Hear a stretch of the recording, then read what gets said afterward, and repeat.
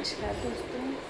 आज का जो हमारा डे 5 का भगवत गीता का ज्ञान, हम बढ़ते हैं भगवत गीता के आज के श्लोक की तरफ। अध्याय 4 श्लोक 36। अपि चेदसि पापेभ्य सर्वेभ्य पापकृतं सर्वं ज्ञान प्लवेनैव वृजनं संतरिष्यसि। यहाँ पे क्या बताना चाह रहे हैं? अपि भी चेत यदि असि तुम हो पापेभ्य पापियों सर्वेभ्य समस्त पापकृत तम सर्वाधिक पापी पापकृतम। यदि तुम्हें समस्त पापियों में भी सर्वाधिक पापी समझा जाए, यदि तुम पापियों से भी पापी हो, सबसे अधिक पापी, सर्वं ज्ञान प्लवेनैव वृजिनं संतरिष्यसि। सर्वम ऐसे सारे पाप कर्म ज्ञान प्लवेन दिव्य ज्ञान के नाव के द्वारा एव निश्चय ही वृजिनम दुखों के सागर को संतरिष्यसि पूर्णतया पार कर जाओगे। अब यहाँ यही बताया गया है कि यदि तुम समस्त पापियों में भी सर्वाधिक पापी समझे जा रहे हो तो भी तुम दिव्य ज्ञान रूपी नाव में स्थित होकर, ज्ञान रूपी नाव में स्थित होकर दुख सागर को पार करने में समर्थ होंगे।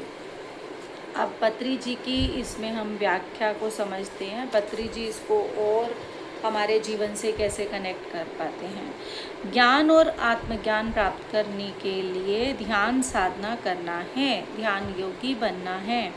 श्वास संबंधों के द्वारा मन को शून्य करना चाहिए। चित्त वृत्तियों का निरोध करना है। अब यहाँ चित्त वृत्ति निरोध पतंजलि के सूत्र की बात हो गई। इस ध्यान योग में, इस ध्यान साधना में, इस ध्यान यज्ञ में, ध्यान योग, ध्यान साधना और ध्यान यज्ञ में इसे हमें आत्मा अनुभूति भी प्राप्त होती है। क्रमशः जीवात्मा ब्रह्मात्मा के स्तर तक, अब जीवात्मा जो अभी अज्ञानता में जी रही है, जब ज्ञान के साथ जीने लगती है तो वही जीवात्मा ब्रह्मात्मा के स्तर तक पहुंचकर इस दोनों के, जो हम अलग समझ रहे हैं दुख सुख से, अभेद तत्व का अनुभव दिलाती है।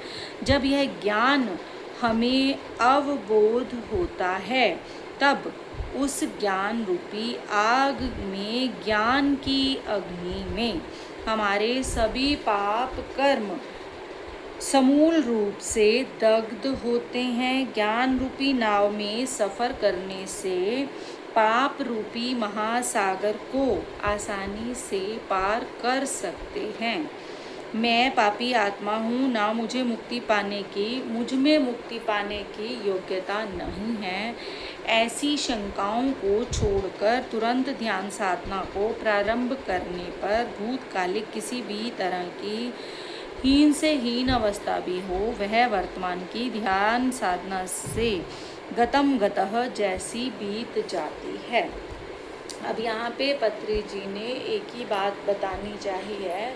अगर हमने पिछले जन्मों में या अभी भी जहाँ हम आज की अवस्था में हैं, हमने कोई पाप कर्म दोष रूपी कर्म किए हैं और हमारे जीवन में दुख है और हम ये सोचते हैं कि मैं अपने दुखों से पार नहीं निकल सकता, मुझे कोई शारीरिक दुख है, मानसिक दुख है या कोई व्यक्तिगत संबंधों में अधिक संघर्ष हैं, तो यहाँ पे कितना कुछ भी है वो सब हमारे पाप कर्मों के कारण है।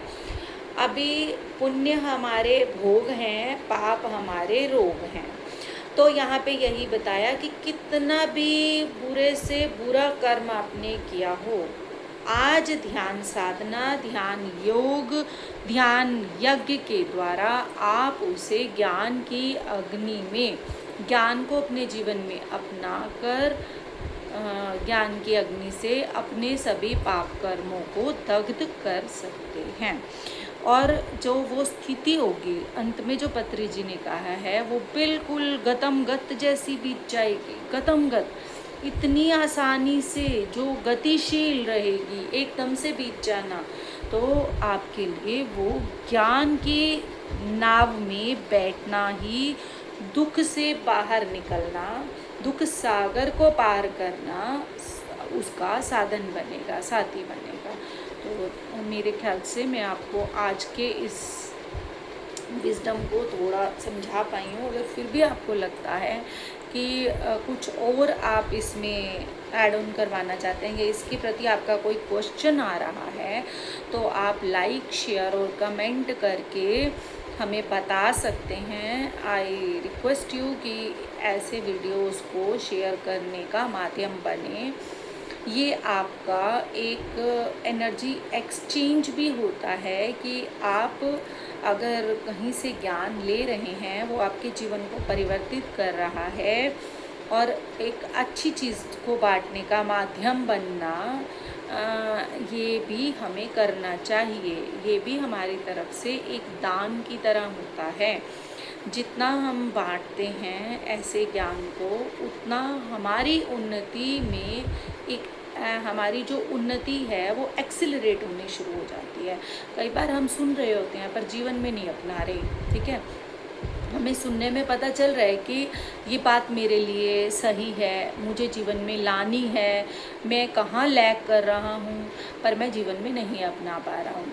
तो आप इसको शेयर करेंगे तो क्या होगा, आपको उसके लिए भी रास्ता मिलने लगेगा। क्योंकि जब आप किसी के साथ भी ये ज्ञान बांटते हैं तो आपकी उन्नति और तेज़ी से होने लगती है। Thank you so much.